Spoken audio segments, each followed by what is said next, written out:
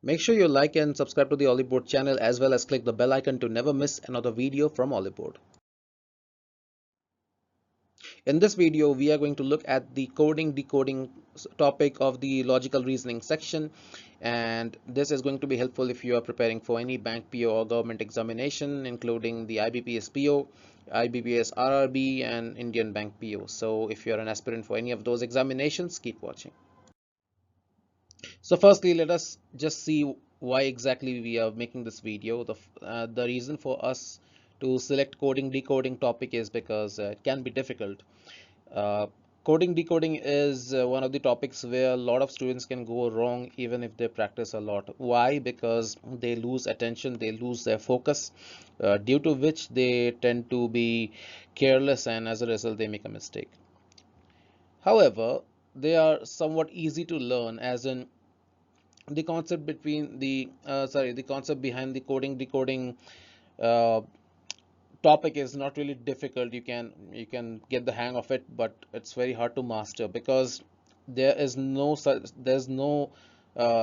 list of patterns which can be used to ask questions in an exam. You can have a code for basically anything, right? You can have a code of any kind, and there's really no limitation to the number of codes or the number of ways you can code a word. So that is why it is somewhat hard to master, but it is an important topic for examinations. If a topic is hard and if it is not important for examinations, we generally don't care much about it, because at the end of the day we have to clear the cutoffs and we have to get to the next round, right? So we are not really looking to score 100 out of 100, and for that reason it's completely fine to ignore a topic if it is not important. And by important, I mean in the exam, if there are not a lot of questions coming from it, then we can say that that topic is not really important. There are three kinds or three types of coding decoding questions or problems that one might expect. The first is jumbled letters or jumbled alphabets. uh, this is the relatively easier kind of coding decoding question, but it can be very very difficult depending on the paper, depending on the question. We will see that soon. Type 2 is the preceding and succeeding letters in words. Okay, this is a bit simple and straightforward concept. Whatever is the word, the alphabets have been replaced in the code by 1 plus or 1 minus. And the third is the alphanumeric coding. And alphanumeric coding is not really common. It is quite rare, but it's best to be prepared for every kind of code, right? So these are the three kinds of questions that you can expect for your coding decoding topic in the examinations. So first, let us have a look at the type 1 kind of, the type 1 coding decoding problem. Okay, the first kind of question from this topic. Jumbled alphabets, yes, so they can be easy to hard. How, we will see now. There is no specific pattern for jumbling, and it becomes hard if the jumbling is really, really, really random, as in it looks random, because that's really, I mean, if there's a pattern that we have not practiced, then it might appear very difficult to us, even though it might not be. So it really depends on the way it's jumbled, and also on the size of the word. If it's a small word, you can make sense of it quickly, but if it's a bigger word, let's say 9 to 10 alphabets at least or more, things to become complicated. So it is somewhat time consuming, because for a big word like institution or discrepancy or intuition, okay, for those words, if they are jumbled, they could slightly, I mean, they could be somewhat time consuming, because in the exam you might not think as fast as you think while you're practicing. But with practice, you can have a better understanding of how they are coded. Let's just have a look at this one. If in a certain code MJLNOURAIS is for journalism, what is for YACNARH here? Now, the reason I've given you the answer here directly is because I don't want you to think what is the answer. I want you to understand how are we approaching the question. Okay, too many students make the mistake of only thinking about the answer, and this way their approach is not correct, as in they don't go with the right approach. So as you can see here, we did not really do a lot, but in this case, this word, okay, this code is a lot longer than this code. So most of you bank aspirants, whoever is preparing for reasoning and whoever already has a good or even average level of vocabulary, they know the word anarchy, right? It's not really a big word. It's not really a very rarely used word. And if you have read the newspaper articles that we keep telling you to read, then you might have seen this word, of course, more than once, I believe. Okay, so it is not really a difficult question, but in the exam, this kind of jumbling might be difficult if you have a big word like this one, like journalism, because when the word is small, your brain captures this information and tries to relate it to something that you already know. But most of us do not know big words, right, which have a lot of uh, alphabets in it, like extravagant, right, vainglory and all that. We don't really, I mean, we don't usually use these things. I mean, of course you know what those words are, but you don't use them in your everyday life. Maybe you do, maybe you don't. And if you don't, you can have a hard time recalling the word, and that will give you a hard time on this kind of question. Let us look at another one. If in a certain code OENUCCSCQEEN is for consequence, what is for DYCIA SECRPN? So the reason, guys, I have selected some difficult, I mean, not difficult, but somewhat time-consuming questions for this one is because I want you to think. You should think how exactly we are getting the answer. Here, discrepancy. Okay, so there's nothing to really memorize in this kind of questions. You just have to keep practicing. That's all we can say. Let us look at the second type of questions that we can expect from coding decoding, and this is preceding and succeeding letters in words. They are moderately difficult because sometimes it has become, I mean, there might be a pattern of preceding, succeeding, preceding, succeeding, or there might be a pattern of uh, you know preceding, preceding, succeeding, succeeding, or there might be a pattern of preceding, preceding, succeeding, preceding, preceding, succeeding, like that. So there can be any number of patterns even in this type. Okay, so that's moderately difficult because identifying the pattern is what really takes time, right? Once you do that, you can get the answer pretty easily. So most likely, I mean, in most cases, you're going to have either forward or backward patterns. This really depends exactly on the question, but usually those questions are not really very difficult. They are moderately difficult because even with succeeding and preceding, you can have many patterns, right? Like I just said. But in this case, you don't really have a lot of complicated things to remember or understand. So they are moderately time consuming. You might spend 1 minute, 1 minute 15 seconds, or 1 minute 30 seconds maximum. If you spend more than that, then it's best to leave that question, because at that point of time you will already be very anxious. Okay, so let us look at a question of this kind. If in a certain code India is written as JOE, then what would be the word institution, right? Okay, so institution. The options are right here and they don't really make sense, but still they are there. Anyway, so as you can see here, India, okay, India is written as JOEJB. So what you should do first of all, guys, is that you look at the first and the last alphabet of the word that's given to you.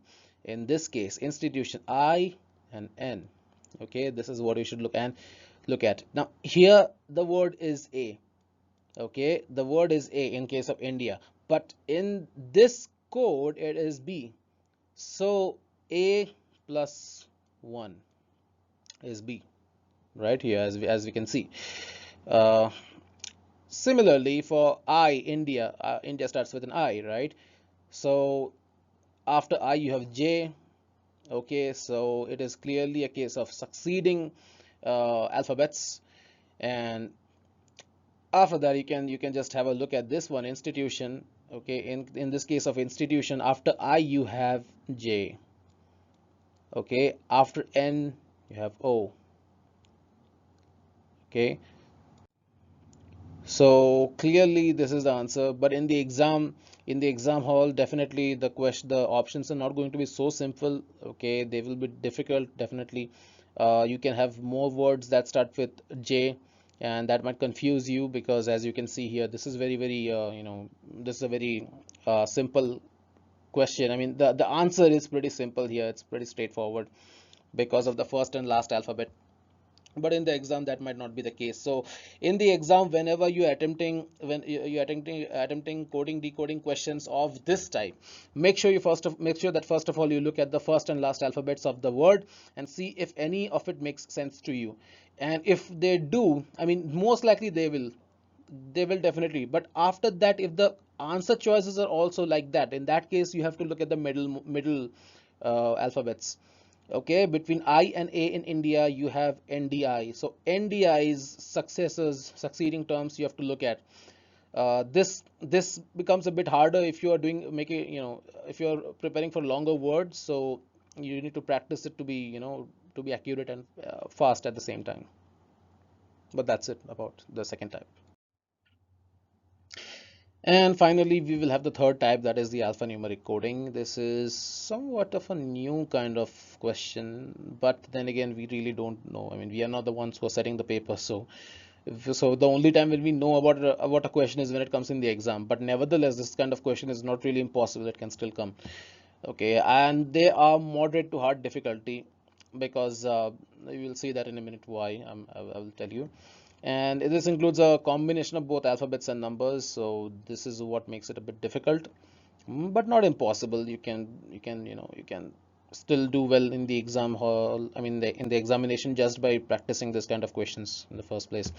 They can be time consuming. Definitely, they can be time consuming because to approach that you will need to understand both alphabets and numbers and how they are working together. Let us have a question. In a certain code, rhyolite is represented as S8Z15M9U5. So what would N1H13B stand for? Okay, so let's see the answer choices: music, magma, magic, and moment. Now, in this case, all of the options are starting with M. Okay, and you'll see here why. If you look at this R, okay, what comes after R? S, right? After R you have S. So similarly, after M you will have N. Okay, what comes? Okay, as I said, first of all you look at the ending, the beginning and the ending alphabet. In this case, we are seeing that the alphabets are +1. Okay, and E is 5. So E is 5. Like that is like saying A is 1, B is 2, C is 3, D is 4, and E is 5. So first and last alphabets, now we know exactly what the pattern is, at least for them. But if we look at the options here, all of them are starting with M, so we have to look further, right? Okay, now H is 8, right? H is 8. Now do note that E, okay, E is equal to 5. So H is 8. Okay, that is confirmed. Now what comes after Y? Z. So that's again what we have here. Then you have O. O is 15. Okay, 15. If you think of, if you write the alphabets on one side and the numbers on another, I bet you will find O to be 15. O is going to be 15. Okay, so that is how we are proceeding. Then after L, okay, we have M. That's again L plus 1 is M, and I is 9, and T is, well, you get the point. After T you have what? U. Okay, so it's like an alternating pattern. It's like an alternating pattern. So on the first one you have the alphabet, the second one you have the number. The alphabets are 1 plus 1 plus 1 plus 1 plus 1, and the numericals numbers are equal to. E is equal to 5. Okay, R plus 1 is S. So similarly, you will get the idea here that when you include the N1 H1 3B, the answer is magma. Why? Because after A you have B, okay, and after M you have N, okay, and then A is 1, right? Magma, A is 1, and as you know, here we are following the code. G is after G, what do we have? H. So again, that is also fine. Okay, and after G there's H, and if you look at M, it is the 13th alphabet. Okay, so that's how we understand that magma is the word for this code. All right, I hope we are clear. We understood how to solve this kind of questions. It's not really quite common, but if it comes, you should be able to do it if you are preparing for coding decoding. Because if you take a chapter, guys, you need to be thorough with every aspect of that. Okay, so guys, that's all for coding decoding. I hope you found this video helpful. If you did, please like and share it with your friends so they too can benefit. Meanwhile, keep studying hard and success will be yours. Thank you.